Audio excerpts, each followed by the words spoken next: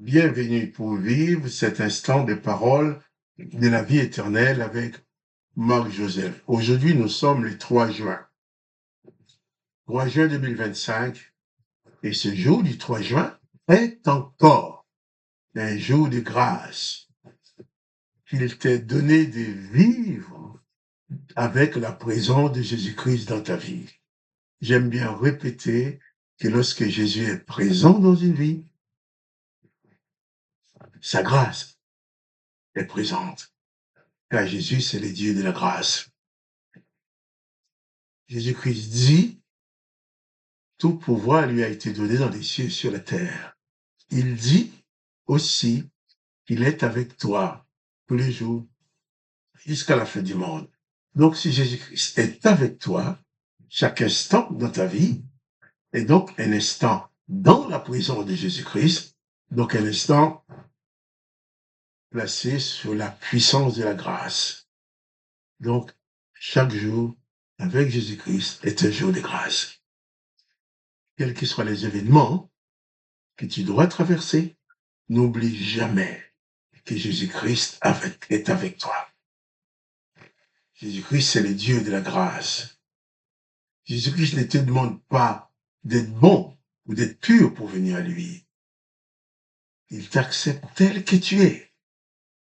Les transformations qui doivent se produire dans ta vie, c'est lui qui va les opérer avec toi par sa toute puissance. Donc, pas de panique. Tu ne peux jamais être ni trop bon, ni trop mauvais pour t'approcher de Jésus-Christ. Quand Jésus-Christ t'attend les bras ouverts, il veut te sauver. Il veut t'apporter la paix. Il veut t'apporter sa joie. Il veut te guérir. Il veut que tu sois libéré de toutes sortes de condamnations qui ont été placées sur ta vie. Jésus veut que tu sois libéré de toutes ces puissances démoniaques qui sont en train de te tourmenter. Jésus veut que tu sois libéré de tous ces problèmes qui sont là pour t'empoisonner la vie. Seulement, Jésus te demande seulement de placer ta foi en lui. Comme j'ai dit hier, Jésus n'a jamais demandé de l'argent pour exaucer une prière. Quels que soient les soi-disant hommes, des soi-disant Dieu, qui viendra te dire, je vais prier pour toi, pour que la prière soit efficace, il faut donner de l'argent. Sache que tu as devant toi un voleur et un brigand. Il ne faut pas les écouter. Car Jésus-Christ ne vend pas sa bénédiction. Jésus-Christ ne vend pas sa grâce. J'ai parlé de cette femme qui a été guérie juste en touchant la robe de Jésus-Christ. Jésus-Christ va le consoler, va lui dire, prends courage ma fille, ta foi t'a sauvée. Il n'a pas dit ton argent t'a sauvé, mais ta foi. Je pense aussi à cet homme dont on a parlé, ces chefs, dont la fille était décédée, qui vient voir Jésus, ma fille vient de mourir. Va, impose-lui les mains et elle vivra. C'était aussi sa foi. Je répète bien que la seule chose que Dieu le Père attend de toi pour ta délivrance, c'est ta foi. Laisse ta foi en lui. Et c'est la puissance de la foi qui va te guérir, qui va te sauver. Jésus, à la demande de ses chefs romains, s'est mis en route pour aller donner la vie à sa fille.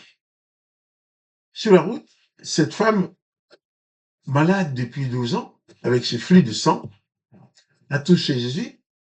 Jésus a pris l'étendard à consoler. Prends courage, ma fille, ta foi t'a guéri. Prends courage, ma fille, ta foi t'a guéri. Jésus arrive chez le chef. Il voit tous les gens qui étaient là pour remplir leur rôle traditionnel d'accompagner cet homme qui vient de perdre sa fille. Ils étaient dans une maison mortuaire.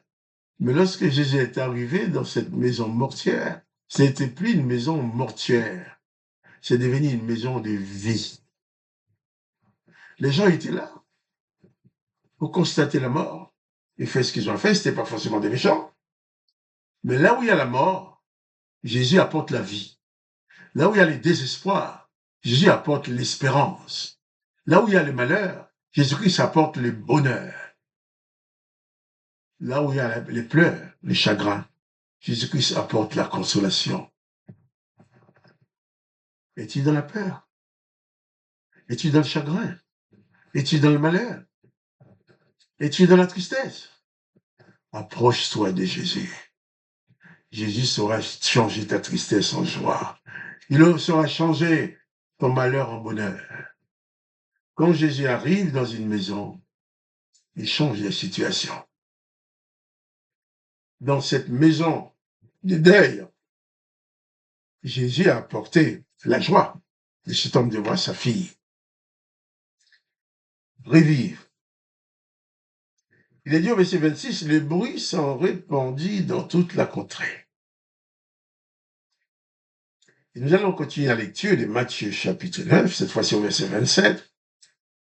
Étant parti de là, Jésus fut suivi par 2 aveugles qui criaient « Aie pitié de nous, fils de David !»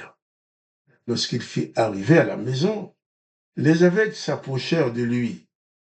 Et Jésus leur dit, « Croyez-vous que je puisse faire cela ?»« Oui, Seigneur, » lui répondirent-ils.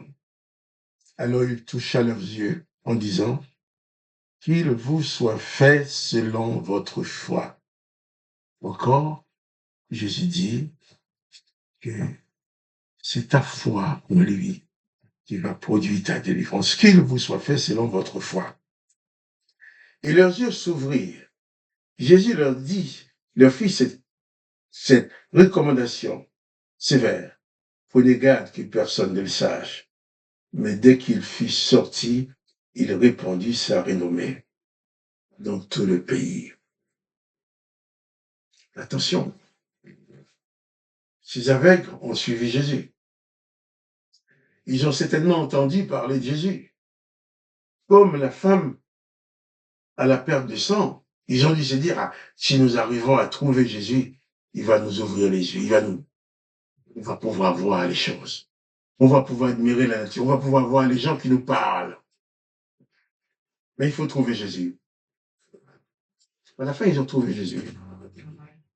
En trouvant Jésus, ils ne se sont pas démontés. Ils crient, Jésus, fils de David, aie pitié de moi. Aie pitié de moi. Arrivé à la maison, Jésus leur pose la question. Mais, croyez-vous que je puisse faire cela?